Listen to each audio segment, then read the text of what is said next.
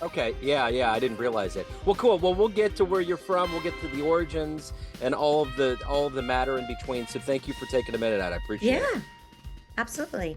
So I want to begin our conversation with 4 years ago. We were really getting into this pandemic, figuring out how it was going to affect us, how long it was going to last. How did you make it through the pandemic, and how did it change you?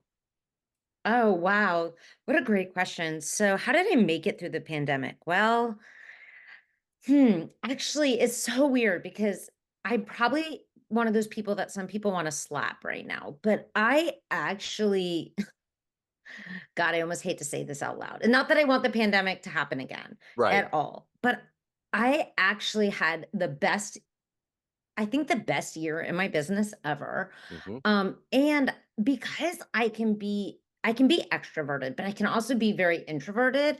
Yeah. I personally found it a little bit of a relief, right? Because it's all the pressure of feeling like, oh, I need to make plans all the time and be social. We're all taken from us, right? And for me, it was kind of nice, honestly. Like, I really do enjoy my own time with myself, and I really sunk into that quite a bit more. Of course, there were parts of the pandemic that were awful. I mean, I am a remarried, and we have a blended family, and so we were navigating kids and kids in middle school and high school and what to do with them and whether send them back to school or not. My husband and I weren't 100% on the same page, and then his ex-wife was on a different page, and my ex-husband was on a different page. So many people being on all these different pages, that part was quite tricky and quite messy.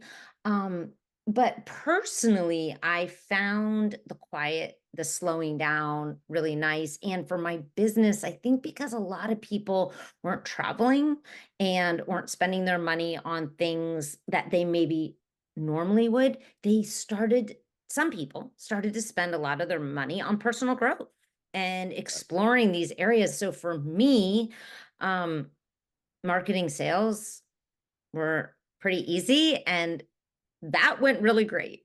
Yeah. So yeah, it was an interesting time, I think, in a lot of people's lives. I think it's still affecting people, and I think it will for years to come. I think it's Yeah. changed our culture and our society quite a bit. Yeah, it's interesting. Your answer is what a lot of people say, and they always feel weird about it, like buyer's remorse. Like, I don't Interesting. want to put it out, but yeah, a lot of people had a really good time. So there was a skit on SNL at one point. I can't remember exactly where it was in the pandemic, but it was a skit about people getting COVID tests that came back positive and were jumping on their beds and excited that they I didn't mean, have to go that to I work. wasn't excited about, Right. but But still, people got weird about it. And it's like, but there was a part of it. That was a part of our, because it was almost like the stages of grief. I remember I have a jazz radio show. When this all started, I remember interviewing a jazz guitarist, very prominent, internationally known guitarist. And he was equating what we went through, kind of like getting cancer or something like that. It's like mm, you get this diagnosis, it absorbs, you figure out what you're going to do, you start going through treatment. Then, there was this undulating factor hmm, of COVID. Then it goes into remission, comes back. It's like all of these stages were a part of it. So now that interesting. we're coming out of it, there's all these mental stages of dealing with it. But I think at that time when they did the skit, which was so well done, people were just really offended. But I think there was a lot of people out there that were like, There's some truth to that. "Hey, there is." They just wanted to have a break. So it was Yeah, it was weird. Like everything during that time period, it was all polarizing. You were either really into it or you weren't. There was no yeah, real gray matter, yeah. So I would uh, agree. but let's get to the crux of what you do for a living. I'm going to put you in front of a bunch of third graders. It's career day, and one of the kids says, "Hey, what do you do for a living?" How do you answer that child? Oh God, that is always the challenge, Yeah, right? it's tough. So I do many things in all truthfulness. I like to say I'm kind of a serial entrepreneur. I've got my hands in a couple different buckets. So I would say to those third graders, one of the things I do is I own a yoga studio, a building, not a building, but inside the building, a place where people come to practice yoga, where they breathe and they move and it's hot, so they sweat, which all the third grade like, right? Uh-huh. And we have a community there where people get to feel like they are welcome as they are. And it's quite an incredible experience. So that is one, you could say one foot is in that door. Also, I have very few, but a few somatic therapy clients. So these are people that come to me and they want to learn how to listen to their bodies more. They want to be able to use the wisdom of their body to be able to live a life that is less reactive. So less yelling and screaming. Yes, more pauses, more taking a moment, and I would say to a third grader, making better decisions for themselves. Yeah. Because most of the decisions, a lot of times when we talk about healing work, therapy, really what we're talking about is learning how to make really the right decisions for yourself. Um, and then the last bucket I would say that both of my feet are in is I help other yoga teachers and studio owners get their businesses off the ground. And grow them and make them profitable and be able to live out their passion in a way where they're not burnt out and hustling all the time. So let's take you back to the 3rd grade. What did you want to be when you grew up? What was your dream? Oh God, what did I want to be back then? I think I always knew I wanted to help people in Okay. some way. I don't know if I really knew. I know at some point I know I wanted to be like a physical therapist, someone who helped people who were hurt get better. And then at one point it became I wanted to be a nutritionist because I had a good friend who had an eating disorder. Um, and I was with her through parts of that. And I had some of my own body image stuff that I struggled with growing up. I was a gymnast and I had a very mean coach who used to constantly put us on a scale and tell us we were fat. So for a long time, that was kind of what I thought I was destined to do. And I did do some of that work. I went to school, became a licensed therapist. And then I kind of stumbled into the world of yoga. And then kind of the therapy part is just that part of me that knows that when you integrate some of the mindfulness yoga practices with the psychological stuff, there's just so much healing that can be done. So I just hold on to that a little bit because I know it's so powerful. Um, and then the helping other yoga teachers is just, it's just what I've been doing for the last, what, over a decade, almost two. So Yeah. makes It's sense. it's interesting with yoga. It reminds me of when I interview and talk to jazz musicians. Like it's kind of by accident. It's not like a real popular thing, but when you get into it, you really get into it.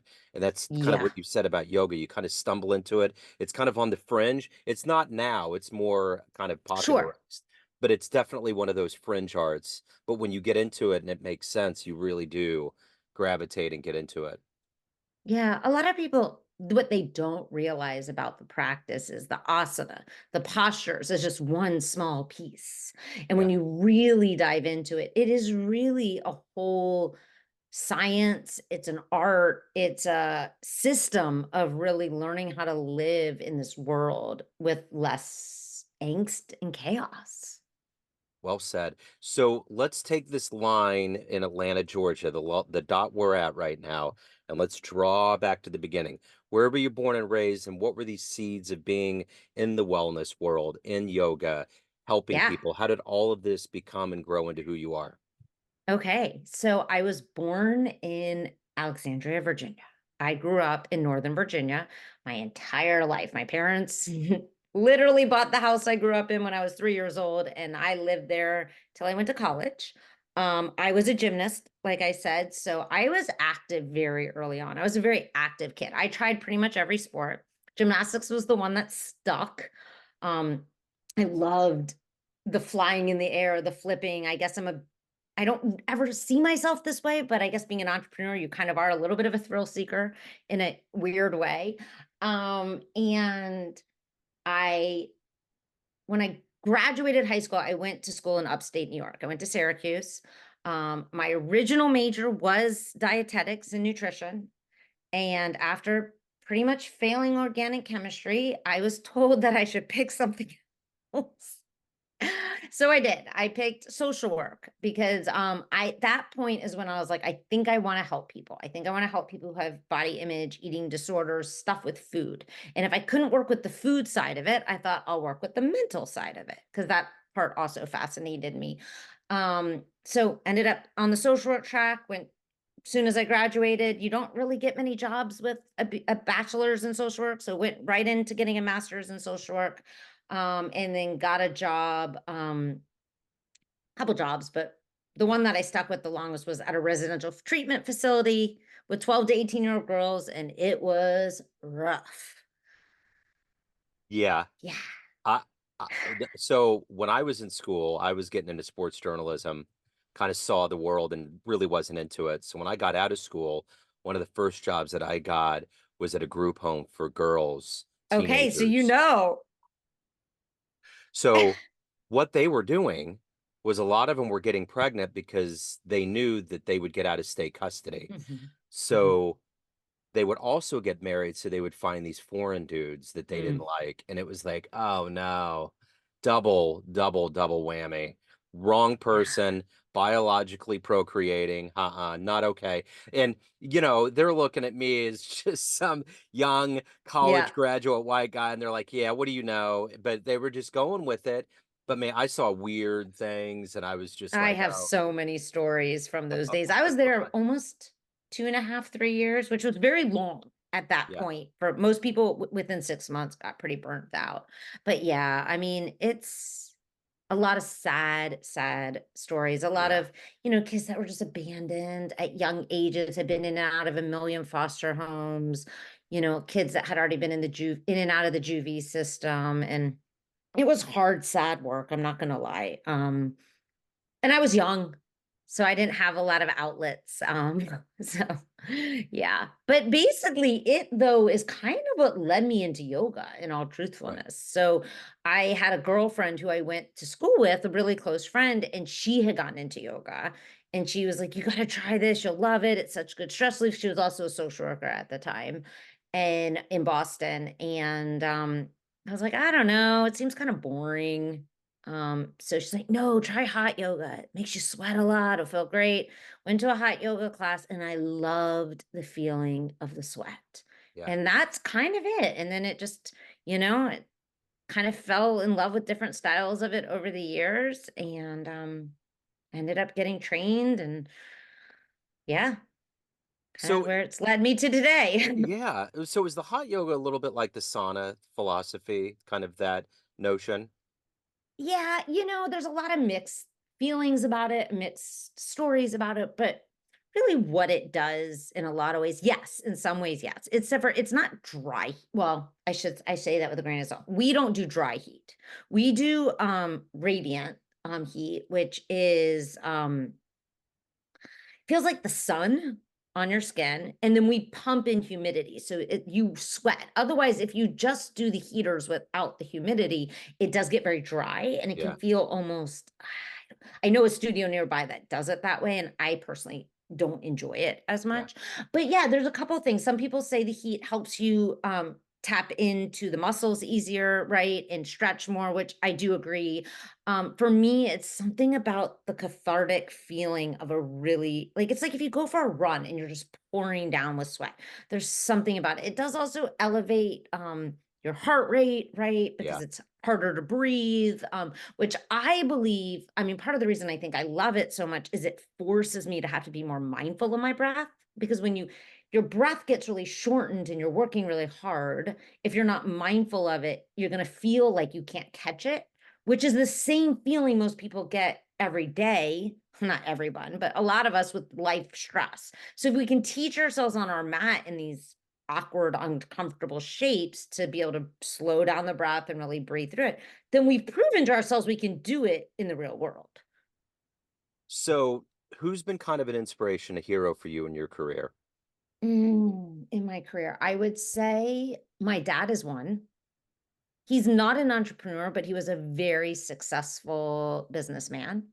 And he has always believed in me, always is my biggest cheerleader, rooting me on all the crazy adventures I feel like I've taken. He's probably my biggest one. There's probably other ones too. There's obviously people in the yoga community that inspire me a lot, with their knowledge, their wisdom, and the way they, like Sean Korn, the way she has brought, social activism. I'm not like a social activist by any means, but I like how she took something she was passionate about and really put it into showing people that it's not just, right, this physical practice. So let me ask you this. If you could meet one person alive on the planet right now that you respect or admire, who would it be? Who would you Mm, love to spend some time with? that's a great question. Honestly, probably Tony Robbins, Yeah. because I just think he is really someone who came from pretty much nothing, built it up, and I just is such I just think the work he's done has been pretty miraculous. You know, I remember as a kid, there was like 2 or 3 infomercials all the time. You could get the Book of Mormon, Tony Robbins was on there, or some weird, like, egg creation kit or something, and I just kept thinking that this is gonna fizzle out, but Tony Robbins has always stayed relevant. He has been like, Mhm, that had to be the beginnings in the '80s, but it's amazing to mhm. me how much he's remained relevant, and in Ugh, this cancel culture, everybody getting dinged when they get high up on the ladder, he has been impenetrable. He's been like a I superhero. know, it's amazing. Yeah, it's wild. Yeah. So let me ask you this. What is your motivation? You clearly are you're not in a job where you're just making money and just a regular job. You're in the wellness world. You're Mhm. helping people get to better places, elevating them. But you also have to take care of yourself. What is that daily motivation to get up, to do that help, and then parse it out to yourself so that you have enough that you can evolve yourself as a human? Yeah, few things. I would say my kids, Yeah. like, I've always wanted to be kind of an example for them. I don't want them to hold themselves back. I want them to follow their hearts and, whatever their path may be, that's for them to discover, not for me. I would say that's probably the number one thing. And then I think motivates me just to get up, like, and do my own practice, to meditate, go to the gym, keep my body healthy is I don't know if it's guilt or shame or what, but I never want to be full of shit. So I'm very big. I teach all the people I work with is we gotta, especially the people I work with in business, I would say mostly is you gotta practice what you preach. So if I'm gonna be preaching this stuff, I better better be of integrity. So I guess that integrity piece. So yeah, that's a lot of what gets me up every day. And of course I'm human. So some days I'm like, "Ugh, I'm just gonna roll over and hit snooze 25 times. Yeah. But most days I know it makes me feel better in the end, right? In the moment, yeah, it feels good to just stay in bed and pull the covers over your head. Let's be real. But I know that I will feel better physically, mentally, and emotionally if I get up and do the things. Like I have a couple non-negotiables, I say. I always have my clients set up their own non-negotiables. Mine are move my body, meditate, these, and then I try to keep my head, do some journaling or something, either journaling or reading, something that's going to keep my head hopefully on the forward path. Yeah. Yeah, for sure. Well, that's well said. I think there is a lot to be said about doing what you preach. And I think about years ago I was a heavy smoker, Mm, and I decided that when I was going to have my first child that I was going to stop. That was it. Because there's no way around it because I witnessed my dad, the pain in him of getting upset yeah, when I did, because I came to it late. I was a runner. It just didn't make sense, but I did it when I was in college. But it was like, sure. in his brain, I could see him tinkering with the idea, well, I did it all those years. So if you do it, it's like that's the example, do as I say, Yeah, not as I do. Yeah. So yeah. um so let me ask you this. Of all of the clients that you've helped, what has been one of your favorite client success stories? Mm, God. Whew. I gotta think about that one for a second. Or just one that stands out? Yeah, one that stands out honestly right now is one I just interviewed the other day. So of course that one's standing out Yeah. quite a bit. She went through a program I was running for a while and it's not dead. I just haven't launched it recently where I was helping other coaches, yoga teachers, therapists integrate somatic tools into their practice. And she really showed up and she started really integrating these tools into her personal life a lot first. And not only did her practicing these skills, these tools on herself help her and change. Like she had Graves' disease, or she has Graves' an autoimmune disease. Not only did it affect her health, but it affected her relationship with her husband so much that he wanted her to teach him. And so then it changed a bit his relationship with himself, which they were kind of in this place where they wanted to move and they were ready for like a new start, but stuff was holding them kind of stuck. And doing this work, he landed a new job in Virginia. They were in upstate New York.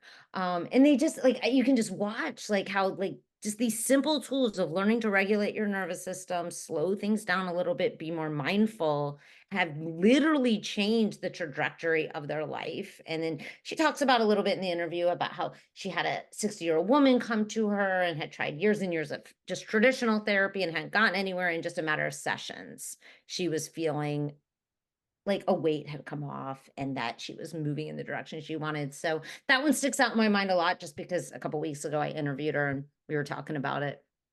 So let me ask you this. You have to steer your clients in the right direction, give good advice, so to speak. But what's the best advice you've ever gotten? Mm. Trust yourself. Yeah. Yeah.